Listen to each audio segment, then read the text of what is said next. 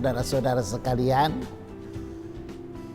di hari-hari perayaan memperingati kenaikan Tuhan Yesus ke sorga, yang dalam kalender Masehi disebut sebagai kenaikan Isa Al-Masih. Saya rindu menyampaikan 5 seri khotbah. Yang pertama adalah kenaikan Tuhan Yesus Kristus itu sendiri. Dan yang kedua, kenaikan Henokh. Yang ketiga, kenaikan Nabi Musa. Yang keempat, kenaikan Nabi Elia. Dan yang kelima, kenaikan jemaat sempurna atau keangkatan jemaat sempurna. Dan saat ini saya akan menyampaikan khotbah tentang kenaikan Tuhan Yesus ke sorga karena Dia adalah Allah. Ayat pertama yang saya ketengahkan adalah sebagaimana yang tertulis di dalam kitab Kisah Para Rasul. Pasalnya yang pertama, ayat yang ke-6 sampai ayat yang ke-11.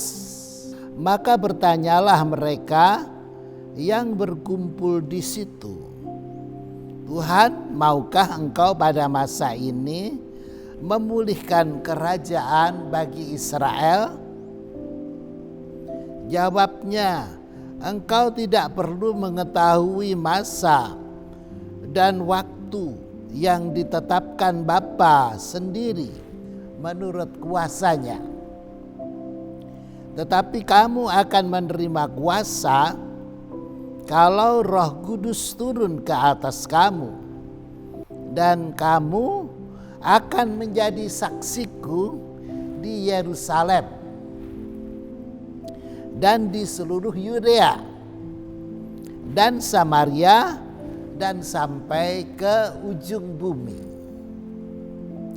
Sesudah ia mengatakan demikian, terangkatlah ia disaksikan oleh mereka, dan awan menutupnya dari pandangan mereka. Ketika mereka sedang menatap ke langit, waktu ia naik itu, tiba-tiba berdirilah 2 orang yang berpakaian putih dekat mereka dan berkata kepada mereka, "Hai orang-orang Galilea, mengapakah kamu berdiri melihat ke langit? Yesus ini yang terangkat ke sorga meninggalkan kamu akan datang kembali dengan cara yang sama seperti kamu melihat Dia naik ke sorga." Nah, puji nama Tuhan. Jadi kenaikan Tuhan ke sorga pada tahun ini akan diperingati pada tanggal 21 Mei, saudara-saudara. Saudara-saudara sekalian, dan seperti yang sudah kita baca ini tadi, Tuhan Yesus naik ke sorga. Mengapa Dia naik ke sorga, saudara-saudara? Seperti judul yang tadi sudah saya ketengahkan, adalah karena Dia adalah Allah. Dia datang dari sorga dan kembali ke sorga. Dia datang ke dunia dalam misinya untuk menebus dosa-dosa manusia. Dia mengorbankan darahnya yang suci dan mulia untuk membayar harga penebusan itu, supaya barang siapa yang percaya kepadanya tidak binasa ke dalam neraka, melainkan beroleh hidup yang kekal di dalam sorga. Dan Tuhan Yesus telah mengerjakan misinya yang diterimanya dari Allah Bapa di sorga dengan tuntas, dengan baik. Walaupun hal itu tidak mudah,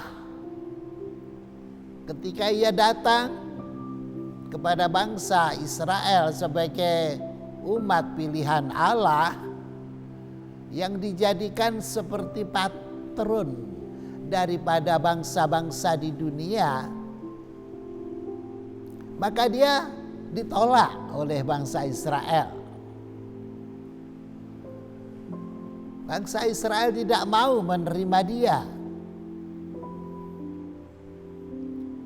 Bahkan para pemimpin agama sangat membenci kepadanya dan selalu memberikan bantahan-bantahan terhadap pengajaran yang disampaikan oleh Tuhan Yesus setiap hari, baik di dalam bait Allah maupun di tempat-tempat tertentu lainnya. Dan pada klimaksnya dia dihukum mati. Dia disalibkan bersama dengan dua orang penjahat yang layak mati. Disalib, dihukum mati dengan cara disalib. Sebab pada masa itu hukuman salib adalah hukuman yang paling buruk. Hukuman yang dijatuhkan kepada orang yang paling jahat, orang yang paling tidak disukai oleh masyarakat. Nah, Tuhan Yesus disamakan dengan mereka ini. Tuhan Yesus disalib dan mati. Mungkin orang-orang yang memusuhi dia merasa senang, merasa gembira, sebab mereka merasakan kemenangan karena orang yang dibencinya telah mati. Tetapi justru Tuhan Yesus datang ke dalam dunia dan mati disalibkan itu adalah merupakan tujuan daripada hidupnya. Jadi dengan mati di atas kayu salib, maka tuntaslah beban yang diberikan oleh Bapa kepadanya. Saudara-saudara, setelah Tuhan Yesus mati dan dikuburkan, maka pada hari yang ketiga dia hidup kembali.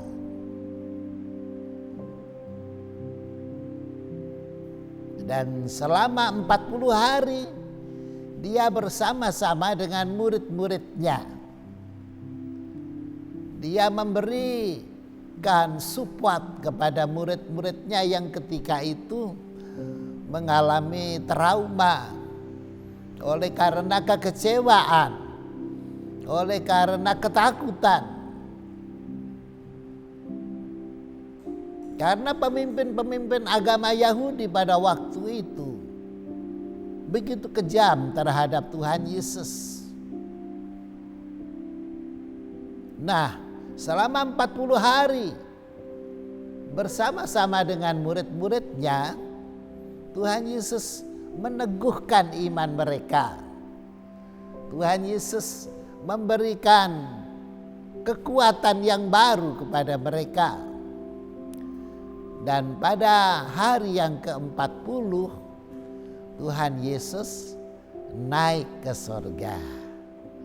Puji Tuhan, saudara-saudara, itulah ketentuan yang telah dibuat oleh Allah sendiri untuk Sang Juru Selamat, Tuhan Yesus Kristus. Seperti ayat yang kita baca tadi, dia naik ke sorga. Dan kemudian murid-muridnya yang ketika itu jumlahnya menurut kitab 1 Korintus pasal 15, di sana jumlahnya kira-kira 500 orang. Di atas bukit Zaitun, Tuhan Yesus terangkat sambil tangannya dibuka untuk memberkati murid-muridnya. Sampai naik tinggi di awan-awan, sampai tidak kelihatan lagi. Dan di dalam ayat yang kita baca, tiba-tiba ada 2 orang yang berpakaian putih berdiri di antara mereka dan berkata, "Hai orang-orang Galilea, mengapa kalian menatap ke langit terus-menerus?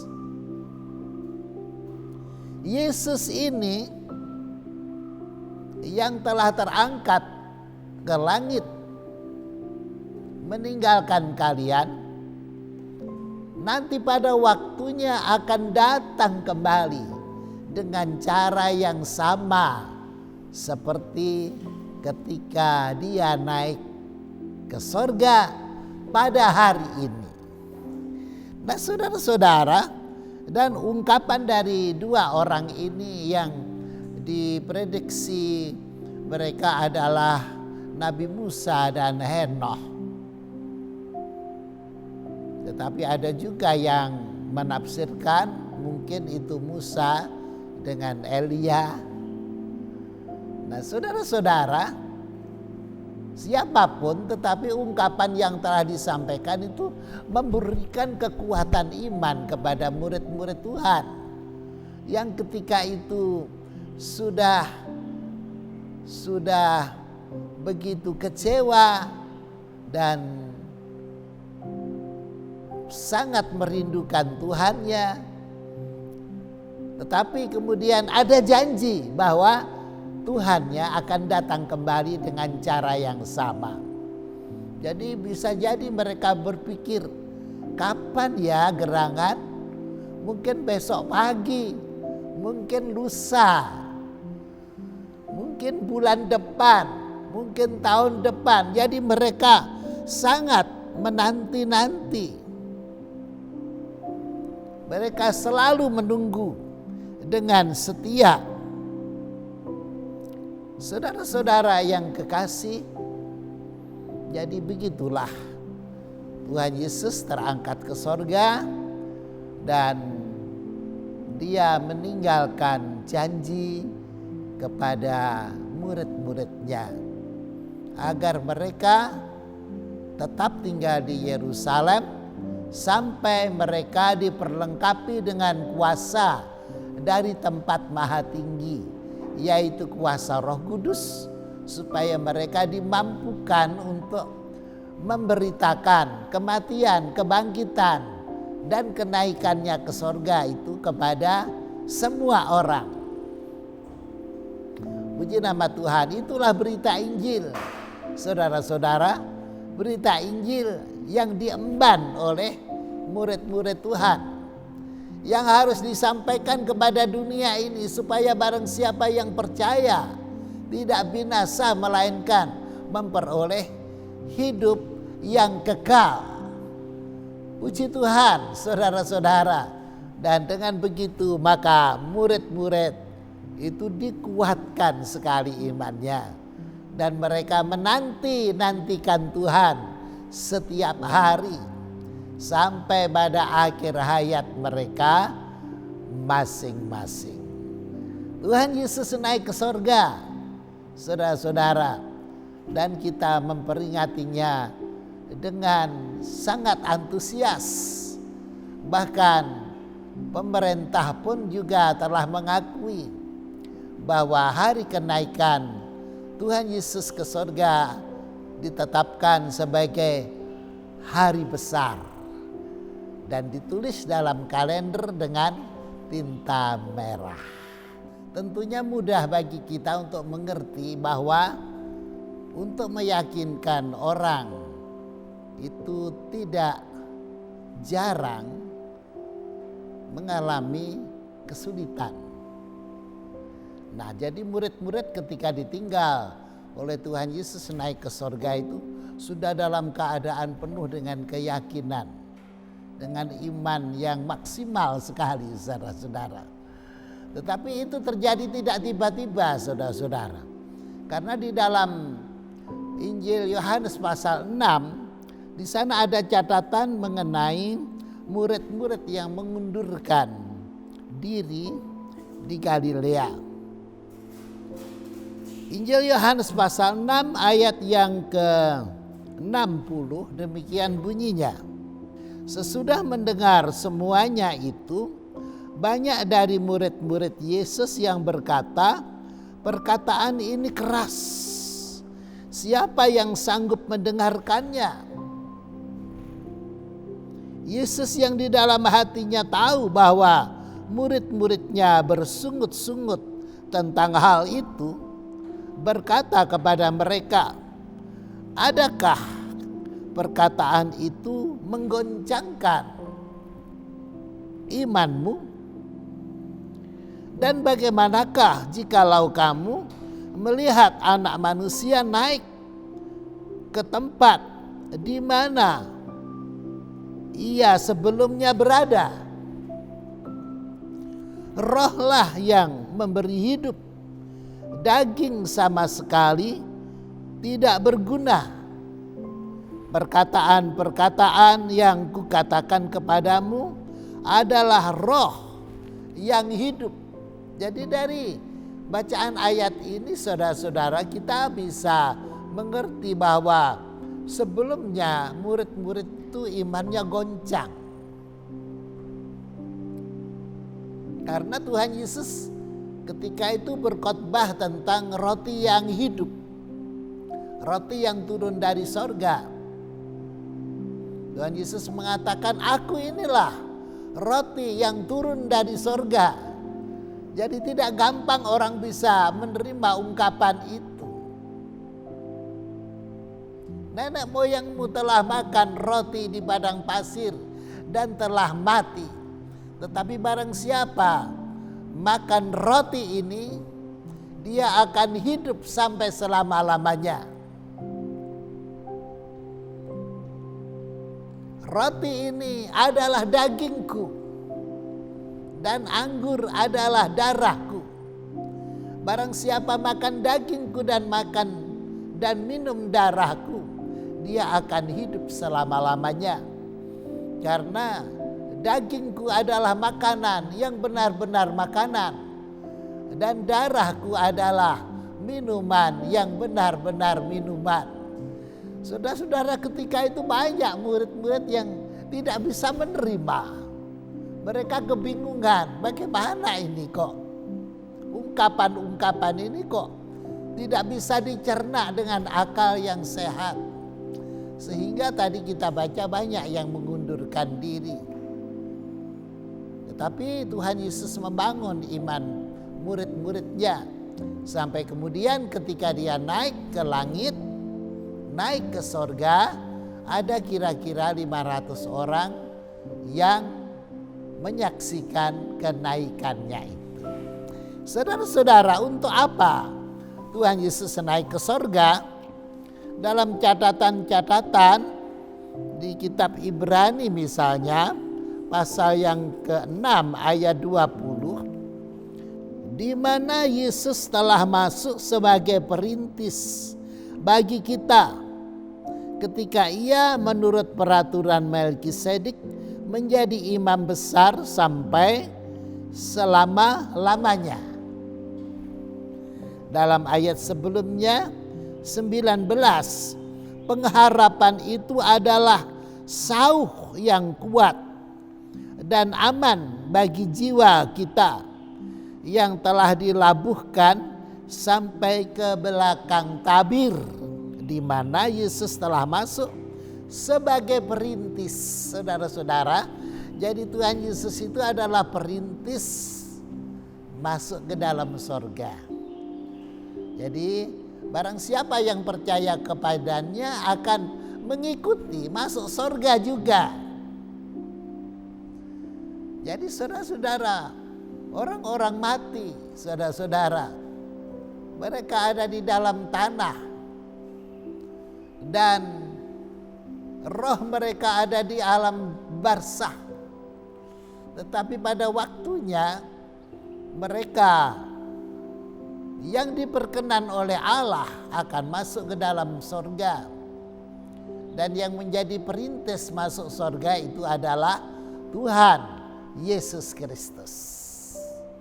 Jadi Tuhan Yesus Kristus masuk ke sorga, naik ke sorga sebagai perintis. Dan di sana dia berdoa untuk kita semuanya. Seperti yang tertulis dalam kitab Ibrani pasal 9 ayat yang ke-24. Sebab Kristus bukan masuk ke dalam tempat kudus buatan tangan manusia, yang hanya merupakan gambaran saja dari yang sebenarnya, tetapi ke dalam sorga sendiri untuk menghadap hadirat Allah guna kepentingan kita. Saudara-saudara, Tuhan Yesus naik ke sorga dan menghadap Allah Bapa dan duduk di sebelah kanan Allah Bapa. Itu menjadi juru syafaat kita, menjadi pengantara kita, menjadi pembela kita. Dia berdoa di hadapan Bapanya untuk kita semua yang masih di dunia ini. Saudara-saudara, saya menyampaikan sebuah ilustrasi yang saya baca dari sebuah buku di mana ada seorang hamba Allah yang meninggal dunia. Kemudian rohnya dibawa oleh malaikat masuk ke dalam sorga. Dia menghadap atau dihadapkan kepada Allah Bapa di sorga. Apa yang terjadi, saudara-saudara? Iblis datang dan kemudian memfitnah hamba Allah ini di hadapan Bapa dengan berkata, "Ya Allah, dia tidak layak masuk ke sini karena dia adalah seorang yang tidak baik. Perbuatannya adalah," dia sebutkan kesalahan-kesalahan pendeta ini atau hamba Allah ini, saudara-saudara, sehingga hatinya menjadi ciut sekali. Wah, kalau begini caranya, bagaimana aku bisa tinggal di dalam sorga? Bagaimana bisa aku selamat? Tetapi apa yang terjadi, saudara-saudara?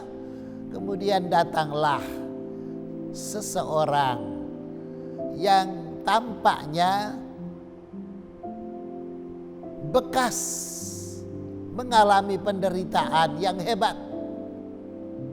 Dia tidak lain adalah Tuhan Yesus. Dan dia memeluk hamba Allah ini dengan berkata, "Ya Bapa, memang benar. Dia adalah orangnya yang kesalahannya sebagaimana yang disebutkan oleh iblis tadi. Tetapi dia sudah kubayar dengan darahku yang suci." Saudara-saudara, seketika itu juga suasana menjadi sejuk dan sangat damai sejahtera. Jadi Tuhan Yesus adalah pengantara di hadapan Allah Bapa. Dia adalah pembela kita. Jadi untuk itulah maka Tuhan Yesus naik ke sorga. Dan kemudian berikutnya lagi, mengapa Tuhan Yesus naik ke sorga adalah bahwa dia berjanji akan mencurahkan kuasa Roh Kudus. Dalam kitab Yohanes pasal 16 ayat yang ke-7, saudara-saudara, demikian bunyi firman Allah. Namun benar yang kukatakan ini kepadamu adalah lebih berguna bagi kamu jika aku pergi. Sebab jikalau aku tidak pergi, penghibur itu tidak akan datang kepadamu. Tetapi jikalau aku pergi, aku akan mengutus dia kepadamu. Siapa yang dimaksud dengan dia ini? Tidak lain adalah Roh Kudus. Dia adalah oknum ketiga dari Allah. Seperti kita percayai di dalam Alkitab yang telah mengajarkan bahwa Allah Bapa, Allah Putra, dan Allah Roh Kudus, ketiganya adalah satu, tidak terpisah satu dengan yang lain. Saudara-saudara sekalian, ketika Tuhan Yesus masuk ke dalam dunia, dialah yang menjadi pemimpin dunia ini. Tetapi ketika Tuhan Yesus naik ke sorga, siapa yang menjadi penggantinya? Nah, ini yang telah dijelaskan sebagaimana ayat yang baru saja kita baca, adalah lebih berguna bagimu kalau aku pergi. Sebab kalau aku tidak pergi, maka penghibur itu tidak akan datang kepadamu. Tetapi aku pergi dan akan mengutus dia datang kepadamu. Itulah kuasa Roh Kudus. Jadi Tuhan Yesus pergi ke sorga, naik ke sorga, maka dengan cara begitu maka kita akan dipenuhi dengan kuasa Roh Kudus. Seperti yang tertulis di dalam Kisah Rasul pasal 2, murid-murid berdoa 120 orang banyaknya, dan mereka semua dipenuhi dengan kuasa Roh Kudus. Saudara-saudara sekalian, mengakhiri khotbah pada saat ini, saya ingin menyampaikan kepada Anda semuanya bahwa kita kalau pergi ke suatu tempat, saudara-saudara, dan tempat itu belum kita ketahui, lantas ada orang yang menawarkan diri, biar aku yang mengantar. Lantas kita bertanya, apa sampean sudah tahu tempatnya? Ya belum tahu, tapi nanti kita carilah. Tetapi ada lagi orang lain datang, biar aku yang ngantar, Pak. Lantas kita bertanya, apa sampean tahu tempatnya? Loh, saya memang tempat saya di sana.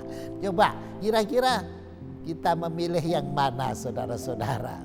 Tentu kita memilih yang kedua. Kita percaya karena dia memang tempatnya di sana, asalnya dari sana. Jadi kalau kita mau pergi ke sana, diantarkan oleh dia, pastilah kita sampai. Dan begitulah juga dengan Tuhan Yesus. Dia adalah berasal dari sorga, dan dia pulang kembali ke sorga. Maka dia sanggup membawa kita pada waktunya nanti masuk ke dalam sorga. Puji Tuhan, saudara-saudara, selamat merayakan hari kenaikan Tuhan. Tuhan memberkati.